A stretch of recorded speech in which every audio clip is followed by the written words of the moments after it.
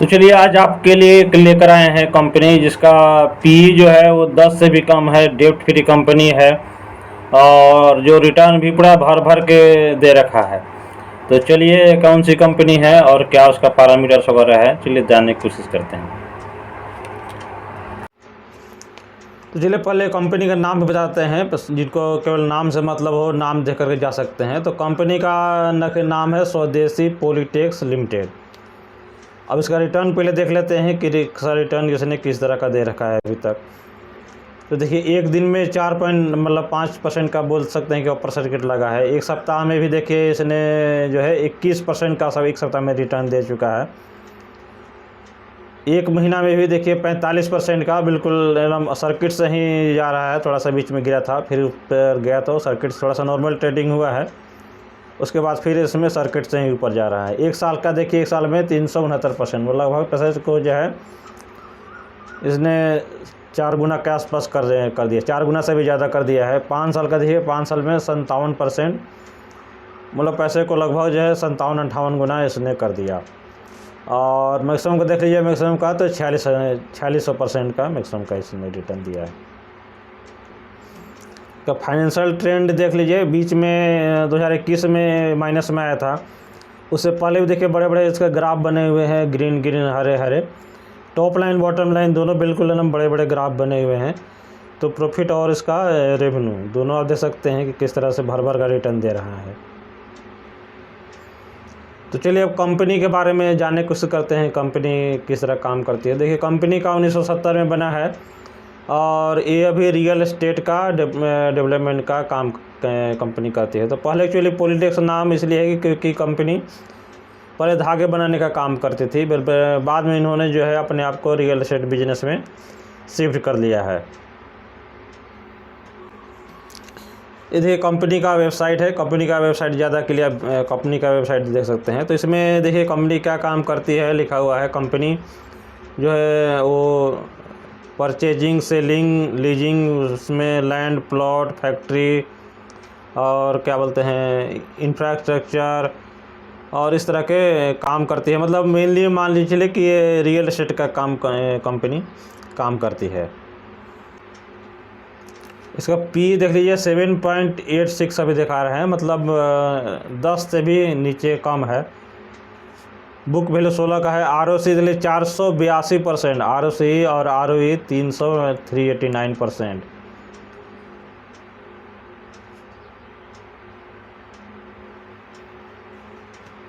Pros में देख लीजिए company is almost debt free, company is expected to give good quarter, तो good quarter दे ही रहा है। और चलिए अब इनका सेल देख लेते हैं। ये सेल इनका क्वार्टर का सेल है, क्वार्टरली सेल। देखिए 2020 में कभी तो कुछ भी सेल नहीं था, 000। फिर देखिए मार्च 2022 से इन्होंने सेल करना शुरू किया।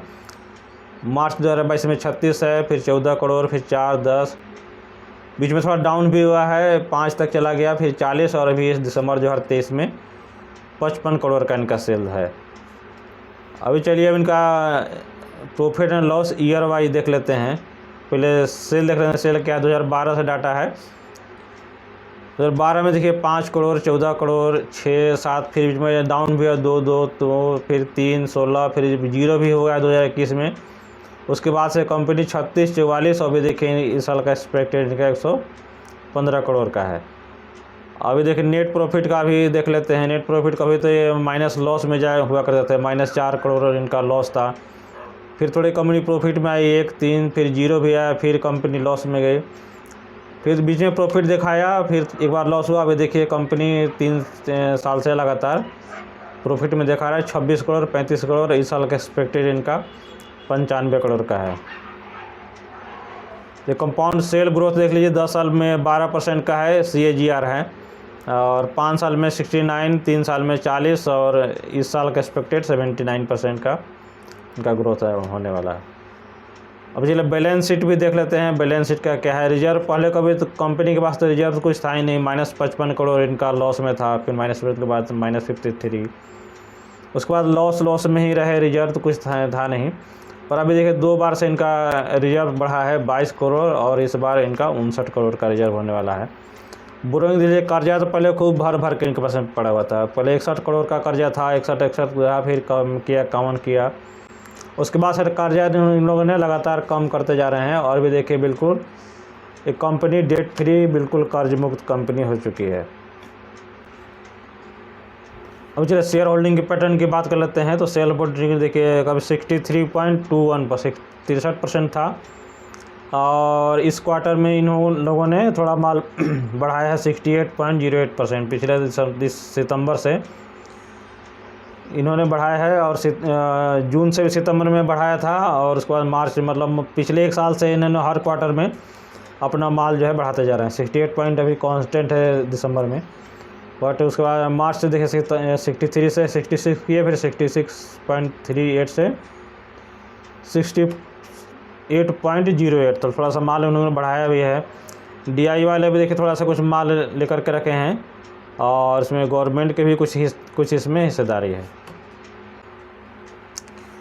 तो चलिए आ गए हैं हम लोग मनी कंट्रोल के वेबसाइट पे। तो इस पर भी देखते हैं कुछ पैरामीटर्स के क्या क्या है। देखिए इनका तो 4.99% है ही रिटर्न।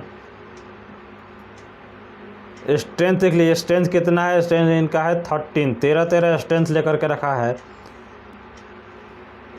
देखिए बाकी चीज़ें आप वीडियो पॉज करके सारा चीज़ पढ़ सकते हैं। जैसे न्यू 52 वीक हाई बना रहा है कंपनी, ये भी इनका स्ट्रेंथ में दिया हुआ है। उसके बाद नेट प्रॉफिट इनका बढ़ रहा है, कंपनी विथ नो डेट, ये भी एक स्ट्रेंथ है। Annual net profit improving for last 2 years. तो सब 12-13 पॉइंट जो है दिया हुआ है।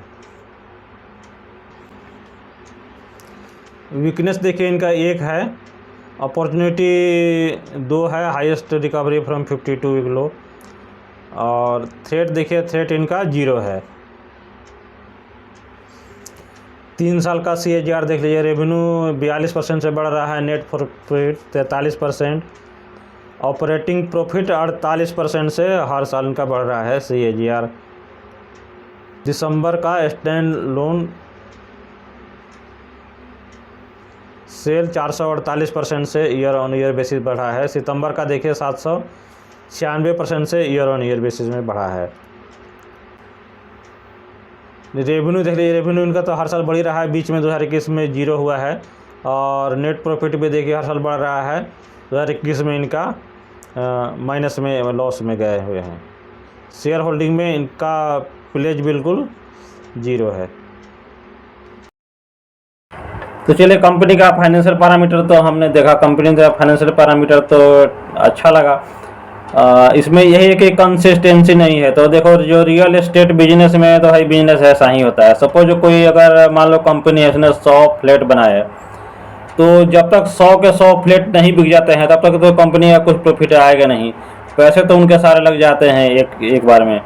तो मान लो 30 पे बिके, 40 बिके, जब भी बिके तो थोड़े थोड़े रेवेन्यू आते रहेंगे, और जैसे जिस मान लो एक बार में अगर सारे फ्लैट बिक गए तो उस क्वार्टर में उनका रेवेन्यू ज़बरदस्त आ जाएगा।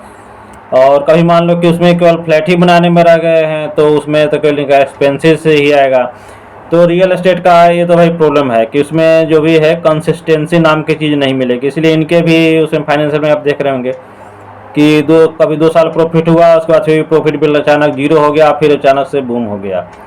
तो वो तो इसमें रियल एस्टेट का प्रॉब्लम है ही। बट इसमें 2 चीज़ एक तो अच्छी लग रही है, एक तो है कि PE जो है 10 से कम है, मतलब काफ़ी वैल्यूएशन सस्ता है, और दूसरा है कि कंपनी जो है डेट फ्री है। रियल एस्टेट कंपनी का डेट फ्री, कर्जा मुक्त होना एक बहुत बड़े इसका प्लस पॉइंट बनाता है। इसलिए देखिए इसमें अभी तो खैर अपर सर्किट लग रहा है, पर ऐसा नहीं कि हमेशा सर्किट ही लगता रहेगा, सर्किट कभी ना कभी तो टूटेगा। तो अगर आपको अच्छा लग रहा हो तो इस पर आप फर्दर रिसर्च करके रखिए, और जब भी कभी भी अगर आपको मौका मिलता हो तो अपने फाइनेंशियल एडवाइज़र से एडवाइस लेकर के इसमें आप जो भी डिसीजन हो, पोजीशन बनाने का नहीं बनाने का, जो भी डिसीजन हो आप डिसीजन ले सकते हैं।